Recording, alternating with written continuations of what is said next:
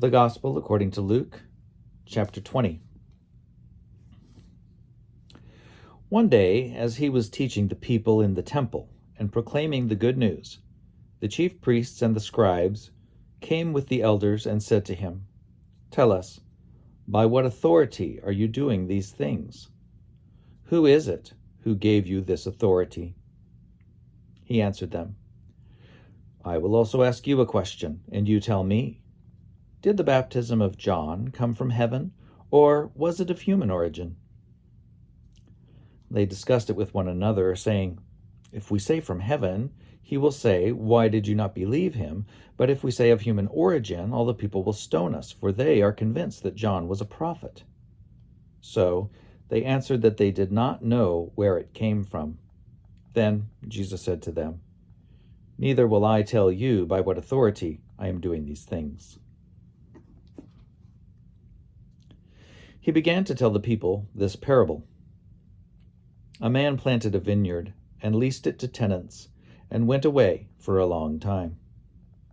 When the season came, he sent a slave to the tenants in order that they might give him his share of the produce of the vineyard.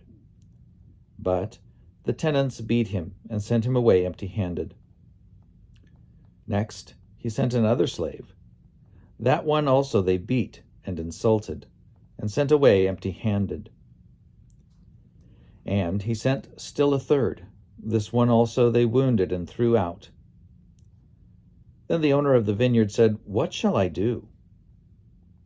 I will send my beloved son. Perhaps they will respect him." But when the tenants saw him, they discussed it among themselves and said, "This is the heir. Let us kill him, so that the inheritance may be ours." So they threw him out of the vineyard and killed him. What then will the owner of the vineyard do to them? He will come and destroy those tenants and give the vineyard to others.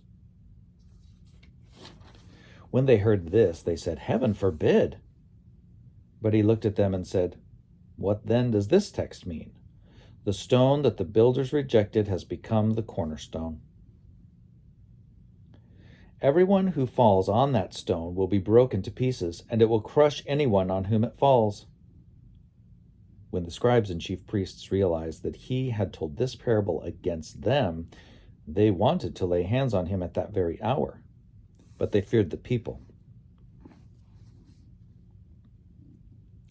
So they watched him and sent spies who pretended to be honest, in order to trap him by what he said, and then to hand him over to the jurisdiction and authority of the governor.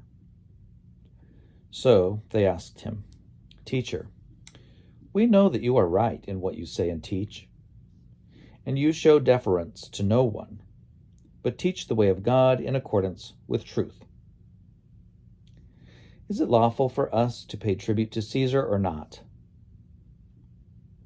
But he perceived their craftiness and said to them, "Show me a denarius. Whose head and whose title does it bear?" They said, "Caesar's." He said to them, "Then give to Caesar the things that are Caesar's, and to God the things that are God's." And they were not able, in the presence of the people, to trap him by what he said.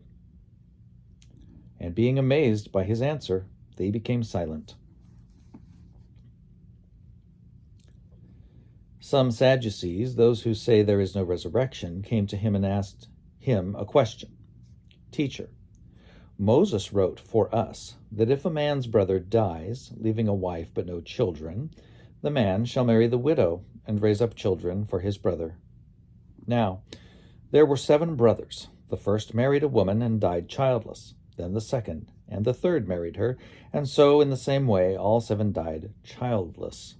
Finally, the woman also died. In the resurrection, therefore, whose wife will the woman be? For the 7 had married her." Jesus said to them, "Those who belong to this age marry and are given in marriage, but those who are considered worthy of a place in that age and in the resurrection from the dead neither marry nor are given in marriage. Indeed, they cannot die any more, because they are like angels and are children of God, being children of the resurrection. And the fact that the dead are raised, Moses himself showed in the story about the bush, where he speaks of the Lord as the God of Abraham, the God of Isaac, and the God of Jacob. Now, he is God not of the dead, but of the living, for to him all of them are alive. Then some of the scribes answered, Teacher, you have spoken well. For they no longer dared to ask him another question.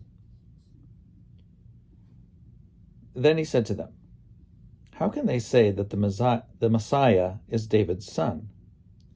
For David himself says in the book of Psalms, The Lord said to my Lord, Sit at my right hand until I make your enemies a footstool for your feet. David thus calls him Lord. So how can he be his son? In the hearing of all the people, he said to the disciples, Beware of the scribes who like to walk around in long robes and who love respectful greetings in the marketplaces and the best seats in the synagogues and places of honor at banquets. They devour widows' houses, and for the sake of appearance say long prayers.